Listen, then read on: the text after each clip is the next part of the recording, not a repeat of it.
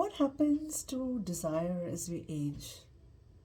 We go on playing our parts, driven by clockwork, sometimes personal, sometimes professional, seemingly content without having to measure our shrinking smiles and our undetectable anger. Uh, we are all caught in the rut of everyday lives, everyday cribs, but I'm sure yearning often, even as we pass through those soulless days, uh, to be more than merely existing. So many of us at times and junctures feel as if we are just occupying space, letting time pass, filling pockets of emptiness every day with the weight of our meaningless presence waiting to be seen or rediscovered. While some of us, I think, given to the unyielding ink of time, with the microwaves beeping in the background and pendulums swinging and clockwork taking over, unable to rewrite the story of our lives, some unexpectedly chance upon the humming heart, discovering and finding occasional solace within that forgotten song.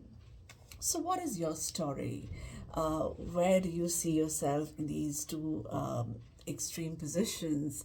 Uh, and I'm sure, regardless of where you place yourself, you do realize that very quickly, and often so, we become invisible in our own stories. As if the author forgot to give us those memorable lines, and we just remain insignificant characters who straddled along the fringes, resembling the many that we are surrounded by. So many of us go through our lives submitting ourselves to our own perpetual inconsequentiality and insignificance.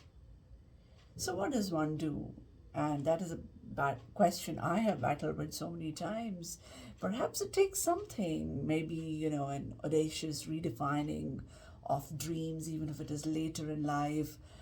Maybe just a glance, a travel to a place, or some what if moment.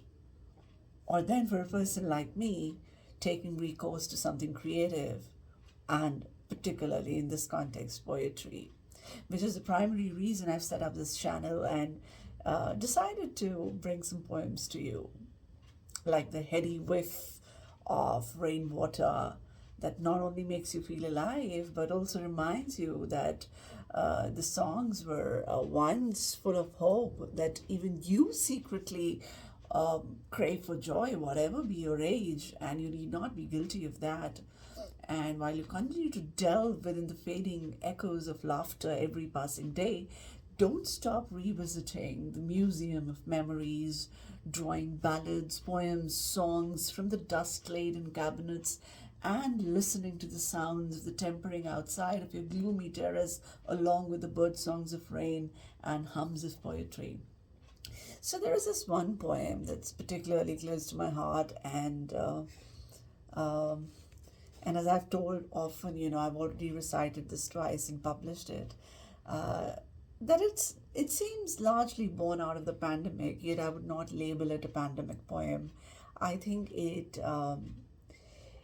recognizes a very important facet of our existence, of our life, through which we know intimacy, desire, belonging, and that is our hands that we take for granted, but hands that teach us to hold on and that teach us to let go.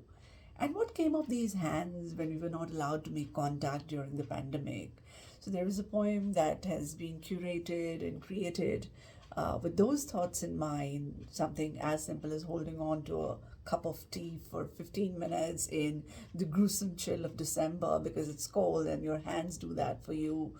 And so many other ways in which hands seem to define our existence. So there is this particular poem that I'm going to be sharing, or rather, I should say, resharing with you, that talks about how we use our hands changed during the pandemic. And as I said, I don't think it has anything particularly to do with the pandemic, but yes, the fact that there was less of physical contact and the fact that we could really not, be as expressive viscerally is what the poem is about. It's just called Hands. And I'll be reading because I don't really remember all the poems that I write, and this one is a fairly long one.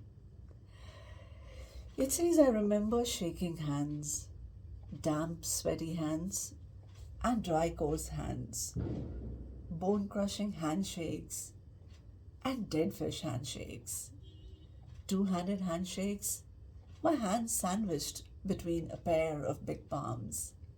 I remember hairy hands and freckled hands, spotless silk hands and wrinkled hands, stained hands of hairdressers who had spent all day streaking my hair gold, dirty hands of gardeners who dug down deep into the good earth, hands of gutter cleaners clearing slime during the unstoppable rains, sharing buckets of greasy popcorn, salt sticking to the hands, the thrill and fear of our hands accidentally on purpose brushing each other in metros and corridors, the childhood game, my best girlfriend and I facing each other to play a hand clapping game, and the loud, satisfying smack as our forepalms slapped.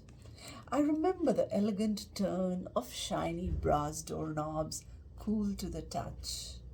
I remember my mother's hands, kneading the dough every day.